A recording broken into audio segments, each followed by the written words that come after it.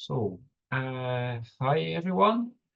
Welcome to this webinar hosted by the European ATEC community. I am Antoine Isaac, R&D manager for the European Foundation and one of the community managers for the European ATEC community. And today we have the great pleasure and honor to have with us Rob Sanderson, who is working as Senior Director for Digital Cultural Heritage at the Yale University. Prior to that, he has worked for the Getty Trust, for Stanford University, and he has worked on many things that are of interest to the Europeana community. IIIF, the International Image Interoperability Framework, JSON-LD in the W3C context, and more recently, he has led the Linked Art initiative. And today, Rob is going to tell us about his work for the Yale Digital Collection Discovery System called LUX. Well, Rob, I would like to give you the floor. The room is yours for maybe something like 3/4, and then we'll open the mic for everyone to ask their question about your work. Great, thank you, Antoine. Thank you, everyone, for coming. In my screen.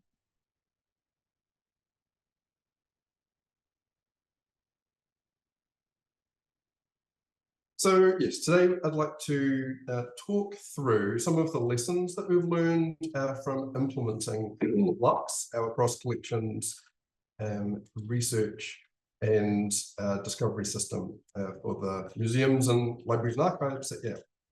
So it's divided into sort of 4 sections, each of which is about 10 minutes long. An introduction to LUX with a brief demo, and then lessons learned in 3 different categories around usability, around technology, and around data modeling. So I hope that we'll then have about 15 minutes at the end to discuss things.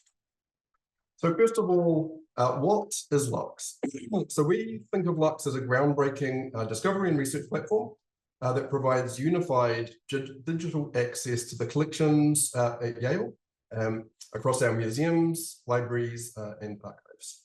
So we have 2 art museums, a natural history museum, about a dozen different library venues, and some linear miles of archives.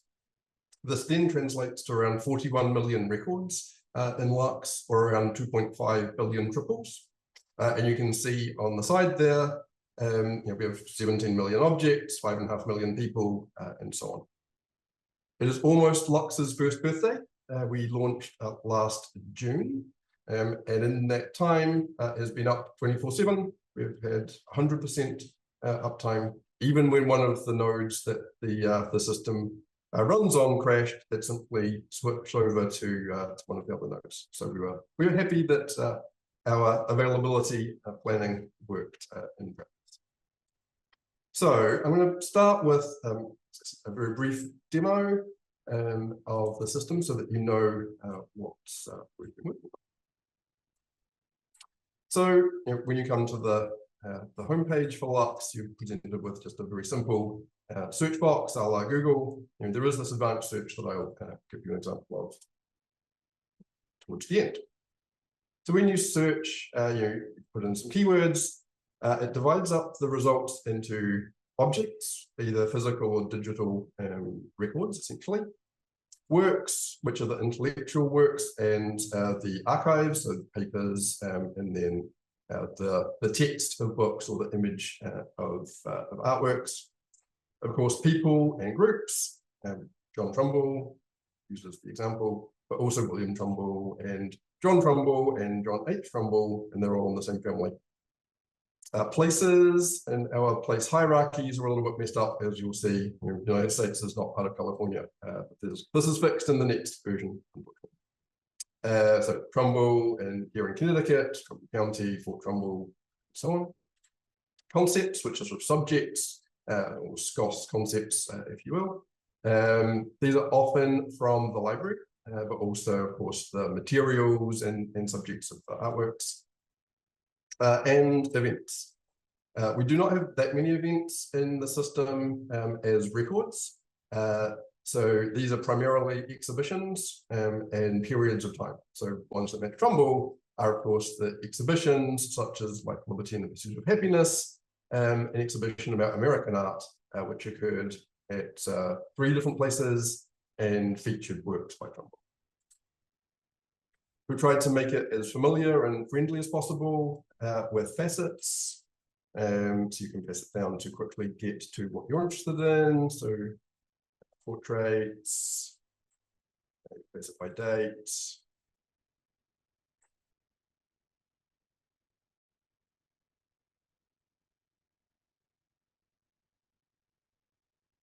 To reduce our 2000 something results down to 84. So you'll pick a random record. We use AAAF, of course, to be able to zoom into the image and to look at other, that's the back of the object. But if we scroll down, in the tombstone part, the metadata record, there's links to miniature painting and the materials all been done wood and artist and where it was created. But normally, if you would imagine working with a traditional discovery system, if you clicked on John Trumbull, it would do a search for other objects by Trumbull. However, with linked data, we can go to a record about Trumbull rather than just doing search after search after search. So in the person, concept, and place records, this left-hand side tries to bring you back into the collection, or how the point of LUX is to be able to discover things from our collections. But divided up by the relationship of the collection object to, in this case, Trumbull. So objects that were created or encountered by him, works that he created or published, and of course works that are about Trumbull, either visually, so depictions of Trumbull, or textually, books about. Then you can, of course, go and see all of the results in a regular search. A timeline, which in the next instance will be a real timeline rather than just a boring list. But the interesting thing from a linked data perspective is the related people in groups. So because we have the graph underneath, we can say how people are related to each other through the objects and works in the collection. So Theodore Sizer created works about the person, about Trumbull. He co-created works with Trumbull. He's the subject of works about Trumbull, and so on. Jonathan Trumbull Jr., of course, is also the subject of works about the person, I would imagine, from the Trumbull archives, along with the rest of the Trumbull family, and his mentor, Benjamin West, who created an object with Trumbull. Equally, we've got on the right-hand side, the metadata about the person, his occupations, his roles. He was male, he was American, he died in New York, where and when he was born, and so on. So if we look at New York, again, we have the same concept for places. The left-hand side brings you back into the collection. The right-hand side is information to sort of give you context about the place in each case. So equally, concepts work the same way. So let's look at salt shakers. So here the hierarchy is much better. It's mostly AAT.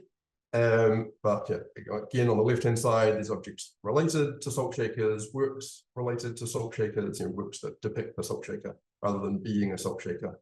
We've got 26 of them, probably all of which are in the archive.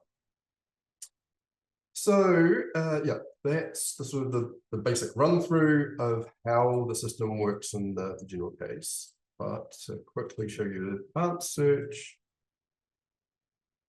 we'll just use this example. Which paintings depict collectors of fossils? So this is my favorite advanced search, which is what's in the help, because it spans across collections necessarily. So we don't have fossils in our art galleries, and we don't have paintings in the Natural History Museum. So to be able to find paintings of people that collected fossils, we have to have a full knowledge graph rather than just individual systems that are federated together. So we're looking for objects that are categorized as a painting, that show a work, that depicts a person, and that person has to encounter something, and that object that they encounter is categorized as a concept, and the concept's name is fossil. So objects that are paintings, that depict people, that discovered fossils. And here are the results. There are 7 of them, including Benjamin Solomon and O.C. Marsh, George Jarvis Rush, and Herbert Salisbury Dana.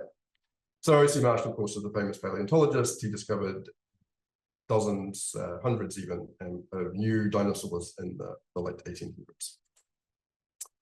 Okay, so that is LUX. And if I swap back to the slides, let's talk about what we learned from doing it. All right, so I think you see the slides again now. Let me know if not. So the data model, as Antoine briefly introduced, uses our relatively new specification called linked art.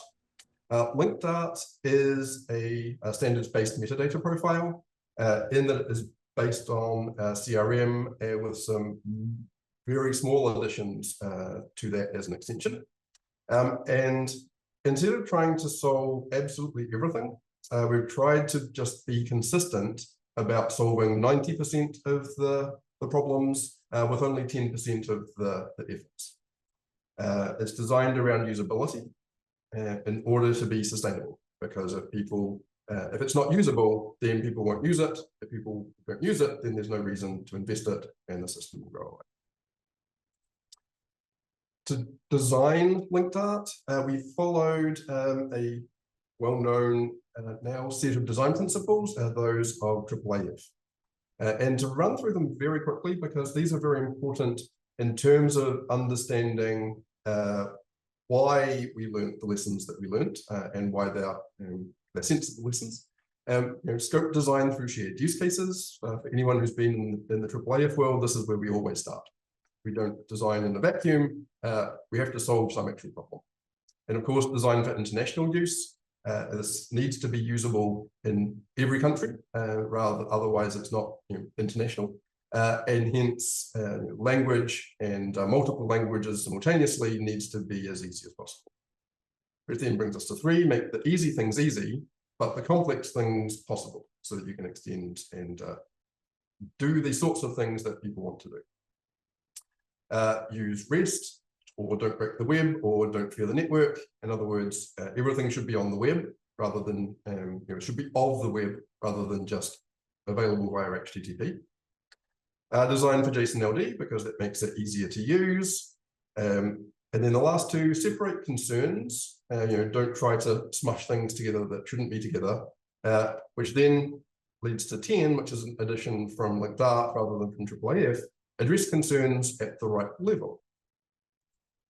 So what does that last one mean? So to solve the issues at the right level, we need to have different levels, different areas of the ontology, different layers, if you will. And we think of the layers as a conceptual model, which is CRM in our case, which is an abstract way of thinking about the world in a holistic way and consistent way. So the conceptual model says things like, there is such a thing as a physical object. There is such a thing as a person, but it's not machine computable. It's not data, it's just a model. Then we encode the conceptual model in an ontology, which is, of course, the set of classes and predicates, the set of terms, that allow us to build a knowledge graph. Then we refine the ontology using vocabulary. And for vocabulary, we use the Getty's Art and Architecture Thesaurus AAT. We can then linked art is none of those things, right? It's the profile that specializes, that selects the appropriate abstractions from the model. We don't use all of CRM. From the ontology, if we don't use all of the model, we certainly don't use all of the ontology. And the vocabulary layer, of course, we don't use all of AAT. So then that encodes the scope of what we want to talk about, and that scope, of course, comes from the use cases. We then define an API, which is the selection of technologies that gives access to the data that's managed using the profile. So when we say solve at the right level, we mean, is this an API problem? Is this a profile problem? Is it a vocabulary problem, an ontology problem, or is it, hopefully not, a conceptual modeling problem, at which point we go back to the CRM SIG to talk to them to see if it could be addressed. The conceptual model baseline is relatively straightforward. It is activity-centric rather than object-centric, and hence we have what was the activity, what did the activity use, when did it happen, how did it happen, who did it, and where did it take place. This then gives us a relatively straightforward model in linked Dart and thus in LUX. The only other relationship essentially is between the object and the work, that the physical thing shows the intellectual work, which can then refer to any of these others. Okay, so what lessons did we learn? Again, we divided into three sections: usability, technology, and data modeling. Each of which has three lessons. So the first one is around usability generally, and the usability of data. So when I talk about loud or linked open usable data, the thing to note is that the usability, of course, is determined by the audience, and the audience of data, as opposed to the knowledge that is contained in that data, is developers, software engineers. Right? The triples come out of the big machine, and they get given to the poor guy sweating in the middle, who has to deal with it in some way to produce some application for other people to use. So this is super important. Then, equally, solving 90% of the problems, we try to maximize the usability and completeness at the same time. Right? So we want it to be as usable as possible and as complete as possible at the same time. And we don't want it to be as absolutely 100% complete. Otherwise, it's completely unintelligible. We don't want it to be as usable as possible, but not complete at all. That's sort of the simple Dublin core, or maybe the AAA presentation API. We want it to be somewhere in here, where it's maybe not quite as usable as possible, certainly not as complete as possible, but maximizing both at the same time. And we found in LUX that this was absolutely essential, because that data usability is super important for a whole bunch of different people, including collection managers, because they need to translate their domain knowledge into the conceptual model in order to then produce the data. For the software engineers who actually have to take the collection management systems, work with their APIs to get the data out and turn it into linked Dart to be part of the graph. Then data engineers that take all of the data, reconcile it, merge it, and enrich it from other systems. The software engineers that build the back-end discovery system. The UX analysts that need to figure out what should the front end look like. And of course, the software engineers that build the front end that we've already seen. So the lesson really is that application quality is dependent on data usability. That if your data isn't usable, then all of these people are going to have a much harder job. That's going to take more time, it's going to take more effort, and the result is you're not going to have as much time to spend on building the application that you want. You're going to spend a lot more time just figuring out what it is that you have and how to work with the data. The second lesson then around usability is that hypermedia is much more usable than search, particularly when you have a graph and the searches are complicated. So to use the Rijksmuseum's record in LUX as an example, and thank you to the Rijksmuseum as a brief aside for hosting SciDoc 2024 in November. And if you haven't signed up or proposed, then do take a look at coming to SciDoc.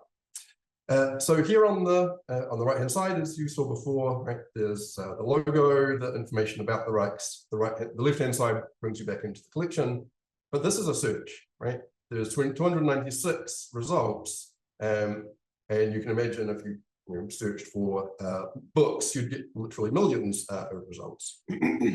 So this is a search. at which point, if you've tied your front end to a particular query language and to a particular data model for that query language and a particular API, it becomes very brittle.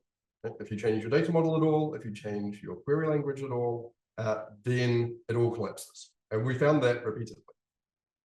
So how could we sort of follow that principle of loosely coupling systems? And the way that we did it, and thanks to Dave Burdett for the suggestion around this, Dave Burdett's at the National Gallery of Art here in the States, is to use Hypertext Application Language, or HAL.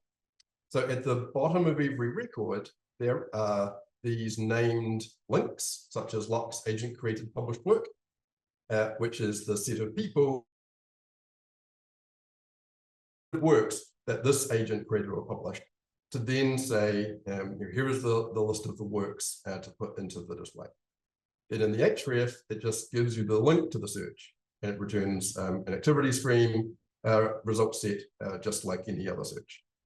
So this meant that the front-end engineer could focus on what they were good at, building a front end, and not having to worry about queries. And instead, the folks who were good at queries, the back-end engineers, could build out a system with all of the searches that were needed, and then just give them a name and have the front end simply request the link rather than trying to build the search feature by feature.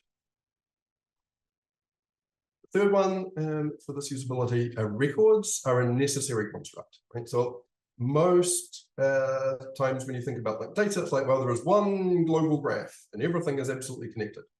But that's almost incomprehensible to everyone, right? There's very, very few people who think about these sorts of things in such a connected, holistic, and decentralized way. So for the folks who need usability at the data level, you have to have some sort of record for them to process and grasp and understand. So of course we could use Sparkle Construct or other JSON LD framing to construct records at runtime.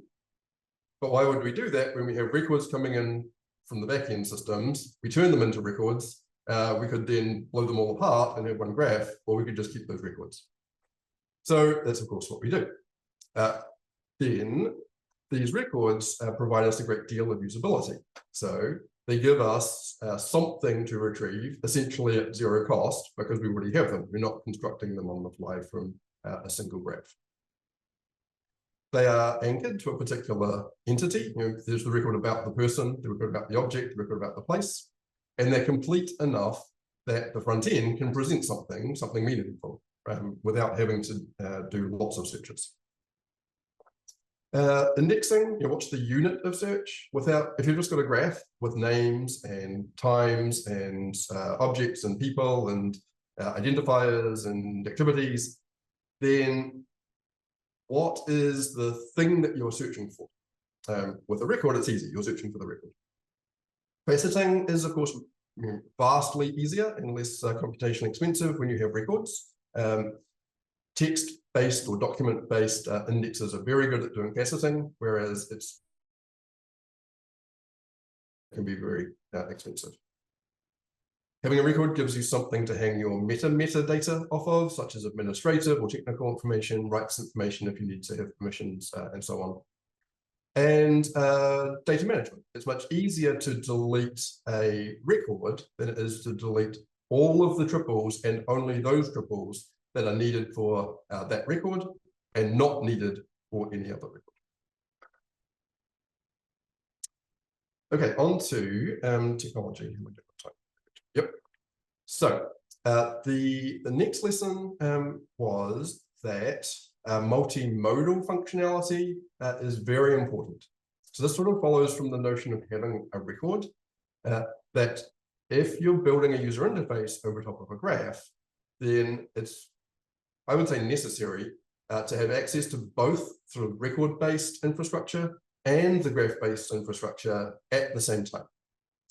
So we spent about 4 months of our design and building time doing research into the various linked data systems that were available. And one of the the key requirement was we needed to be able to do faceted searches in a reasonable time frame without having to have Amazon's biggest machine or buy something to bring in-house. And so at the same time, we also needed to demonstrate the value of bringing the collections together rather than just having a bento box approach and saying, okay, here is the data from one system, here's the data from the other system, here's the data from the next system. So at the same time, we needed to have full text-based search plus facets, which needs records, and also to have queries across collections, like the advanced search that you saw, that of course needs the graph. So having both together is where LUX, at least, gets its superpower. Why it's interesting. So in terms of architecture, it becomes quite straightforward. We have adopted or licensed a product called MarkLogic that allows you to do both text and graph searching in the same query. And in fact, every search is both, because when you search even in the simple search box, it searches the names of all of the linked records as well as the full text of every record. Right? So if you want to search for an object by its title and by the name of the artist, or a book by the title and the author, then you need to know the name of the author or the artist.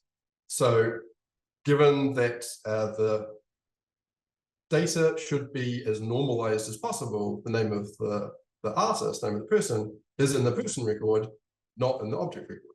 So when you type in Night Cafe Van Gogh, it's searching all of those in both the object record, the Night Cafe, the title, and Van Gogh will only match in the person record. So having one system that does it makes life much easier, because we could spend the money on licensing something rather than dealing with this. Right? Because if you have to build it yourself, then you need to have the records, you need to have a text index, which will have an API that could be Solr or Elasticsearch. You need to have your triple store, your graph index, API is likely to be Sparkle. Then you would want to do something that merges those two together, and then have an API that interact with that merge. So instead, we just had the smart people at Progress do that for us. However, it is licensed. It does cost money. So we've been investigating the University of Freiburg system, Clever, in that it has a text index at the same time as being a very fast Sparkle engine. We're not sure it will work for us because we have some additional requirements, but we do hope that it would work for other folks without 41 million records. But yeah, with perhaps a more restricted budget that wouldn't allow adoption of something like MarkLogic. Even still, so we run each of our instances of LUX. We have 2 production ones, so we can swap back and forth when we do a deploy to get the 0 downtime. So each of those systems runs on 3 machines in AWS, each of which has a couple terabytes of disk and 16 processors. So it's not a small system. But even still, with 2-point-something billion triples and 150 simultaneous users, we do need to consider optimization of the graph for how it gets used, rather than just throwing it into a system and calling it done. So all of the records are in JSON-LD, of course, but we don't need all of those triples for the graph-based search, because we can do a lot of the basic queries using only the information in the record, using regular record indexing techniques. So we only materialize the relationships between the records rather than the relationships, the triples within each record. That then reduces it from around 2.6 billion down to about 700 million. So a significant reduction in the number of triples there. That actually doesn't help all that much. It helps with disk space, of course, but it doesn't help with the problem of joins, which is where a lot of the compute time goes. So we also then create a number of artificial triples to get rid of joins. So for example, imagine you've got a fossil and it's encountered by in an event, and part of that event is the role that someone played, and that role was carried out by a person. Right? Then you've got the object, joins by encountered by to the overall activity, and then the part of the activity that the person carried out, and then over to the person. So instead of having the machine do that join every time, we create an artificial triple, LUX agent of encounter, straight to the person. This then lets the queries that we know are needed be efficient, but at the same time, the queries that we don't know are needed are still possible because we have still all of the semantic precision in the JSON LD. We haven't lost information, we're just not exposing it to this search application. 6, meta search is still impossible. So at the moment, we have 5 internal databases, the 3 museums, the library, and the archives. We're adding another 5 in the next few months, being the campus art collection, the School of Music's collection of musical instruments, then the archives, the library, and a photo archive from the Paul Mellon Centre, which is an outpost of Yale's in London. So yeah, soon it will be 10. We also have 20 external sources, which is where we get a lot of our information from, being AAT and the other Getty vocabularies, the Library of Congress name authority file and Library of Congress subject headings, Wikidata, VF and FAST, etc. GBIF, some national libraries, British Bibliothèque Nationale de France, the German National Library, Spanish National Library, National Library of Japan.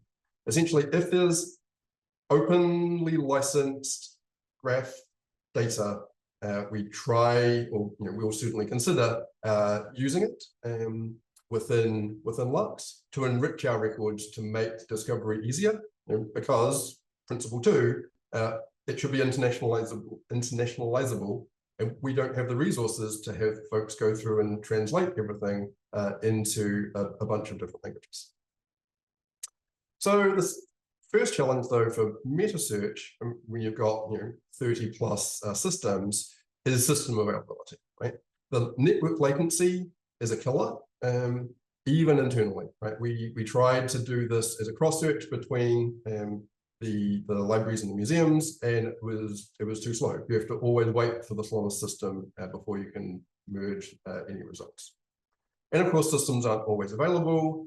Someone's doing a expensive Sparkle query on the Getty's AAT system, and now you're waiting for them, but we have up to 150 concurrent users with LUX, so we don't want to also be part of the Getty's load in doing queries at runtime rather than harvesting the data.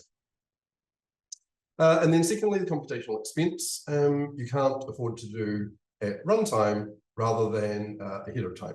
So it takes now around 16 hours to build LUX from scratch, assuming all of the data is available on disk.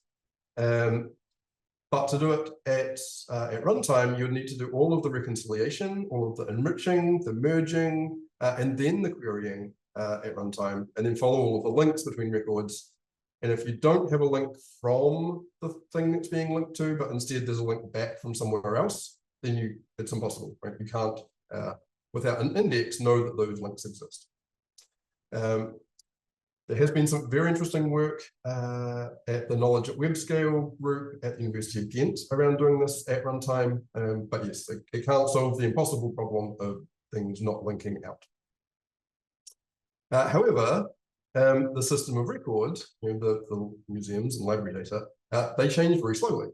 There's no need to have minute level updates or synchronization.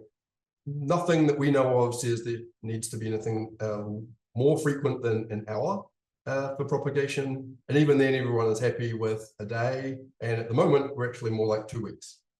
So if 2 weeks is fine for folks, to have the system be updated, then why would we try to do it all at one time? So yeah, harvesting and pre-processing is still the right approach. So here's an example, and this was given to us by one of our curators, paintings of the US Southwest by Europeans. So here's the graph. We have an object that does a work which represents a place that's part of somewhere else, the Southwest. It's classified as a painting, produced in a production event that was carried out by a person who was born somewhere, and that somewhere is somehow transitively part of Europe.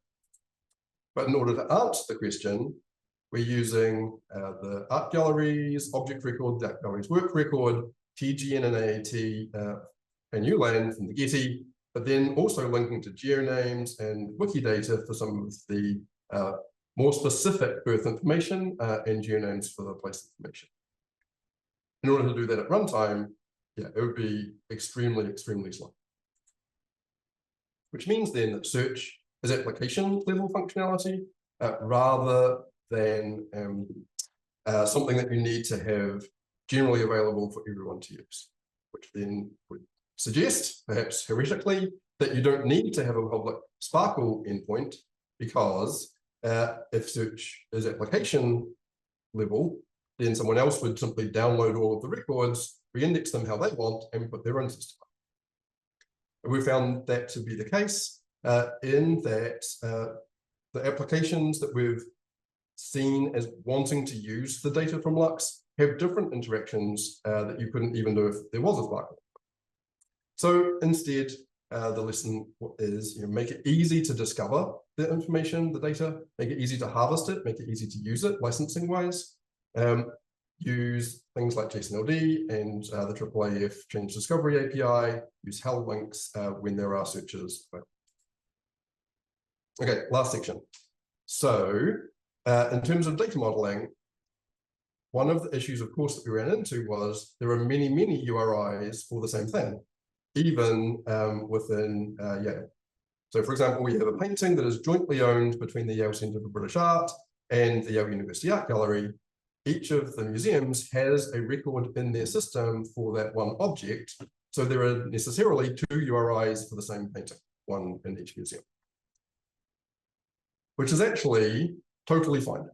Okay? No one has all of the knowledge about anything, be it a person, even an object that's in the collection, a place, the concept, and so on. And everyone can contribute. This is why we enrich our records from all of those external sources. You can't do it with a single platform because people will disagree about what's important, what should be there, what shouldn't be there, and so on. Equally, including information from other systems is a choice. Right? We have explicitly chosen not to include some information from some systems or some systems as a whole, just because we are unsure about the provenance of the data, or it's just hard to get the information out. So multiple URIs then for the same entity is a feature. It gives us advantages. It's not a bug. It's not something that we need to work around. It's something that we need to embrace, but instead link to other URIs that identify the same thing, our same as or SCOS exact match. Then the conceptual model that we use should be very general. So this is the BibFrame model from Library World on the left and the RAC ontology archives on the right. But of course, we have a natural history museum. So we have this butterfly. Well, what is it? Where do I put that in either of those systems? Or is this a BibFrame item? No, don't think so. Just the way that BibFrame items are described, but that's the closest that we could come in terms of modeling for a physical thing. So instead, we use linked art as a profile built on top of a very general model, or foundational model, essentially, which is the SciOps area. This makes it much easier to use and to be able to see how to apply other systems to within that one model, rather than using multiple models at the same time, which then leads to utter chaos. So the lesson then, use profiles to restrict the scope of a more general model. Don't create a new, more specific model. which then means you need to distinguish between classes, being the sort of the modeling constructs at the ontology layer, hence solve at the right level, such as personal, group, or physical object, and classifications, which is assignment of some sort of terminology to it, so vocabulary. So in a more specific system, you might have a class for fossil or a class for exhibition or painting, but instead we use a classification for those things on the more general class. So a painting is a physical thing or human-made object, which is classified as being a painting. An exhibition is a certain type of activity carried out by people. This then means that you have only a few general classes with core relationships, and you do a lot of the work in the vocabulary. That makes it easy to be cross-domain because you can use the vocabularies of the specific domains together by reconciling across those vocabularies. And finally, time, yep, perfect. Predicate reuse. So this is perhaps the most controversial of the lessons that we've learned. I certainly believe that predicate reuse, contrary to what has been typically said in the linked data world, is illogical. So I'll try and prove this. Every ontology, and not just an ontology file like an OWL file, but the set of RDFS or OWL or whatever that expresses the terms that fully describe the conceptual model.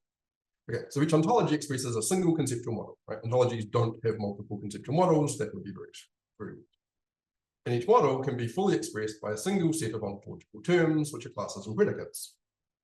We should use exactly one conceptual model, right? Don't throw multiple models together because you have to somehow reconcile what the same classes but in different those different models. And given that there's only a single set of ontological terms, if we want to use one conceptual model, we should use one set of ontological terms. Therefore, given that those terms are classes and predicates, we shouldn't use classes or predicates from more than one ontology. QED. But perhaps more convincingly, it's impractical rather than illogical. So when you get information from multiple systems, even internally, or from systems that profess to use the same structure and the same ontology, you still need to do an awful lot of mapping work, knowledge integration across those systems. And that takes people who understand the data and the conceptual models in order to interpret how the data is being used in the context of the system where it comes from. So if you're going to have people working with the data anyway to transform it and get it into the right shape, then predicate reuse doesn't make any sense anyway, because you should just use you should map from one predicate in one system, one ontology, into the same predicate that you're using for all of your other systems in the one conceptual model. So essentially ontologies aren't Lego bricks that you can build up a nice model with. They're more like personalities. If you add more personalities into a single person, you end up with chaos. So in summary then, the data must be usable in order for it to be used. And if it's not used, then why are we doing it? Usable data then means better, cheaper, and faster applications. In order for them to be faster, then records must exist, and they should have hypermedia and relationships between them to make it easier for the front-end engineers to build those better, cheaper, and faster products. The systems need to deal with both the graph and the record simultaneously and efficiently. Don't worry about inferencing or public Sparkle. Feel free to use Sparkle as your graph query, of course. Federated is out of the window completely. Use a general conceptual model and ontology for interoperability, and then specialize that generalized model by domain-specific vocabulary, because that lets you go across domains by reconciling the vocabulary rather than integrating multiple models into a single system. So thank you very much for your attention. I think we have about 15 minutes left for questions and discussion. Again, at the bottom there is the link to LUX. Feel free to play around. All of the data is available from every record, and we can make a data dump available if folks want to use it for something else. And all of the code, apart from the MarkLogic system, is available publicly in GitHub at Project LUX. I'll leave that up for a minute. So folks can write them down or put them into your browsers. Yes. Any questions? So Victoria asks, would it be possible to see the visual chart with the structure? And there's a link to it, but yes, absolutely. I'll go back to it. That's the architecture. This chart, no, 13 can't be the one it must have been. This. So yeah, the structure of the data is as simple as we could make it while still capturing all of the use cases. So essentially, there's objects that show or carry works, and this is one of the biggest challenges in LUX in the user interface. Having people understand the difference between a physical thing and the intellectual work that it carries, especially for folks from the library background, where the physical thing, yes, you have books on the shelf, but they're mere carriers for the bibliographic information. And from the natural history side, it's exactly the opposite, right? You've got a butterfly. The butterfly has a particular look, but that's not really a work in any meaningful sense. So this is one of the bigger challenges that we needed to deal with, and still don't deal with very well. So if there are UI, UX folks who want to help, then do please think about that problem. How do we store the harvested data? Okay, let me skip right to the end. So, oops, too far. Knowing that folks would likely ask this question, but I don't want to talk about it in the slides proper, this is our technical architecture for LUX. So all of the information that we harvest, either from external sources or internal sources, they get stored in record caches after each of the different steps along the way. So the record cache is just a big Postgres table, because all of the records are JSON LD, which is JSON. So we have simply one row per record and a JSON-B column in the table to store the record, and the other columns are metadata. Where did we get what's the identifier? Where did we get it from? When did we get it? What's its license? That kind of thing. So yeah, we just stuff everything into Postgres. We've got about 1.5 terabytes of data in Postgres, but it handles it no problem. So yeah, it also doesn't do any searches, right? It's just a cache. Thank you, Philippe, for the praise. What was the named alternative to MarkLogic? Can read further describe the artificial reference. Thank you, Tanya. So it's clever, but let me put it in the chat. It is QLEVER. It's from the University of Freiburg. Hannah Bast is the lead for that. So we've indexed everything from LUX, about the 2.6 billion triples.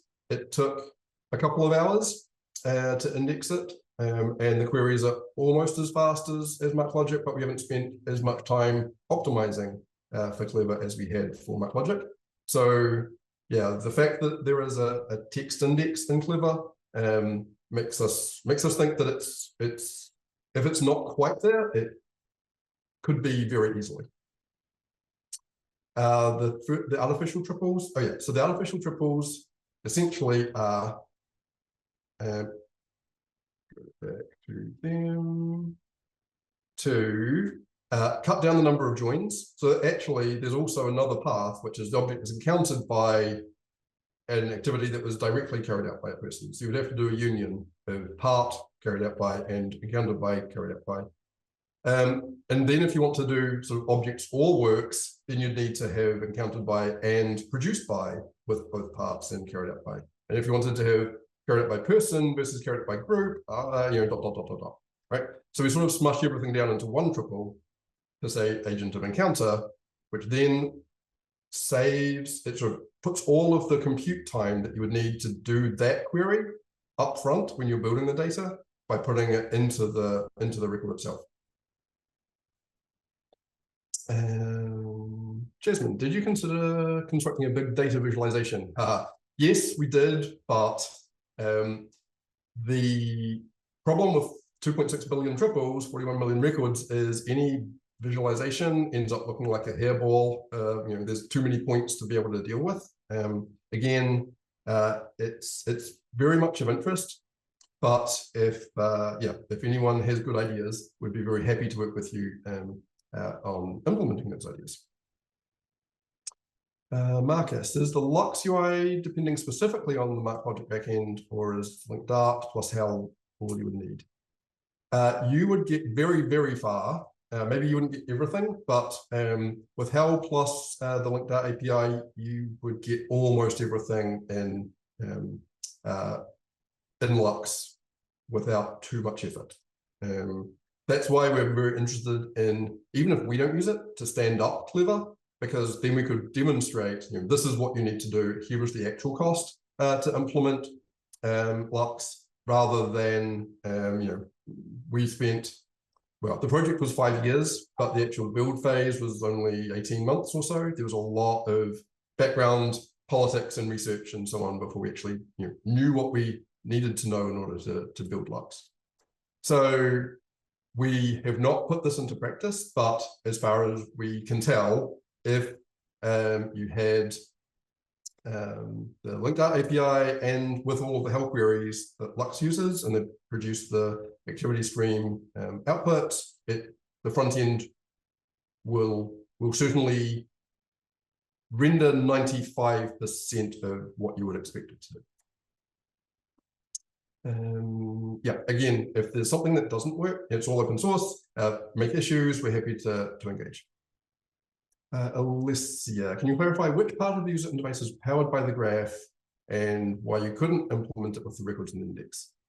So everything. So this is not great. So if you recall the demo, when I scrolled down, there were those the accordions where it said related people, related graph. You can't, because they're going through multiple records to say from the Rijksmuseum. So say you wanted to get from the Rijksmuseum to the people who have written works in the who work in the Rijksmuseum and what works those are, then you would need to go, the person is a member of the Rijksmuseum and created a work, which you can't do with just a single record without denormalizing absolutely everything into that record, which would be very, very expensive. You'd end up with, many terabytes worth of data to index. Equally, the related people is context specific, right? It said, this person created objects with this other person. You need a graph to do that. Antoine says the artificial triples can be seen as shortcuts. Yes, absolutely. This is the right way to think about it. Will we share the presentation? Yep, absolutely. And it's being recorded. So not only will I put the slides up, and I do firmly believe in this little guy down here, CC BY. If you want to use anything here, please do. Just give a link back to Yale and to LUX as you do so.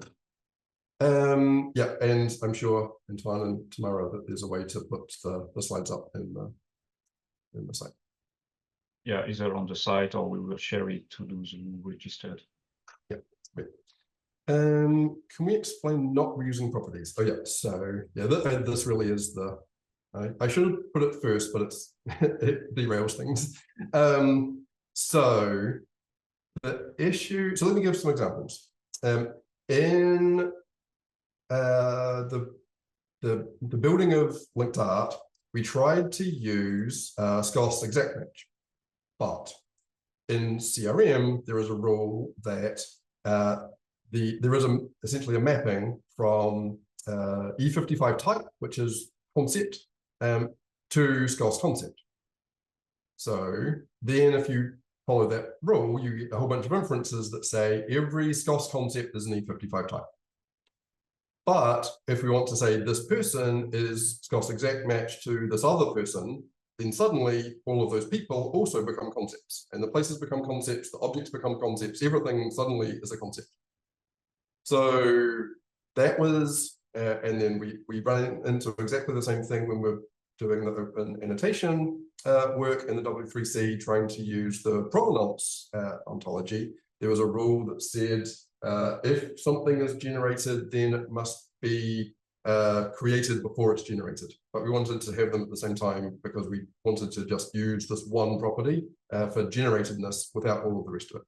So that was a mess. Then to follow on from the shortcuts notion as well, we do use things from Dublin Core and from SCOS, but only as shortcuts through multiple systems. Yes, it is. Through multiple hops. So, for example, one of the most recent additions to linked art is SCOS notation to have a link from a language concept, a language record, to the 2-letter, 3-letter code for that language to make it easier for front-end engineers to say what's the text in EN or EN-US or EN-GB or ES-ES.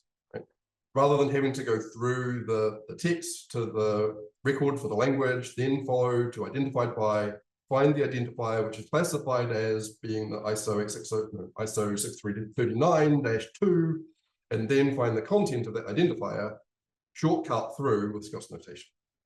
Similarly with DC format, which is where we put the MIME type of a digital object, right? We could express that in the ontology with the full set of predicates, but no one ever wants all of that. They just want to know what the media type is. So it's not an absolutely never. It's just don't import things willy-nilly. You need a conceptual model that can deal with it, then import things to make it easier, to make it more usable, rather than as the only way to do it. So yes, you can use Dublin Core, but do it in a way that works with the model rather than trying to add to the model with Dublin Core. With the LUX system, benefit from records already infused with linked data, for instance RDFA, with improving everything downstream. So kind of, we would still want to map all of that RDFA into linked art so that we're dealing with one conceptual model. But anything that is linked data with identifiers and a graph is much easier to work with rather than mark records, which are just a flat list of numbered fields. So it's less about the technology, about the specific formats. It's more about having identifiers and having relationships and being granular about what those records describe, rather than smushing everything together, because it's easy to put things together. It's very hard to pull them apart again. Once you've lost your identifiers, then they're gone. And so as many identifiers as possible. And in the mark world, this is often referred to as linky mark. Add lots of $, zeros and $, 1s. That makes things so much easier downstream, because you've got those identifiers that you can use rather than needing to just rely on the strings in the fields. It is indeed an argument against having unnecessarily typed semantics. Which I never thought I would hear myself arguing for unnecessarily typed semantics, but here we are. Time for not time for question. Yeah, we are at the top of the hour, and there seems to be maybe one more question if it's a short one. Are the records stored as JSON? Yes, the records are stored as JSON. If you go to LUX, on the right-hand side, there's the data used, and the top link is to the record. That is exactly what the record is in the backend system. We don't use schema.org. We do have a mapping from linked art to schema.org, but Google doesn't use 99% of schema.org, even though it's their ontology. The way that we found that would actually work to get Google to actually do something with it would be to say everything is an article, and we didn't feel that that was really appropriate. So at the moment, yeah, we have not implemented the mapping from linked art to schema.org, but it does exist. So with this, Rob, I'm going to thank you again for this brilliant presentation and for sharing all these detailed insights with our community. I'd like, of course, to thank everyone who joined and those who were brave enough to ask their questions. That was great, and I think that made for a good discussion at the end. As said earlier, we are gonna liaise to see what we can share from the presentation at the same time as we share the recording. Yeah, we are gonna let the nice word sink in, and wishing everyone a nice end of the day. Thanks again, Rob. Yep. Thank you so much, everyone, for coming. Thank you also to Europeana for hosting and advertising. It's been, yeah, it's greatly appreciated. Yep. Thank you, everyone.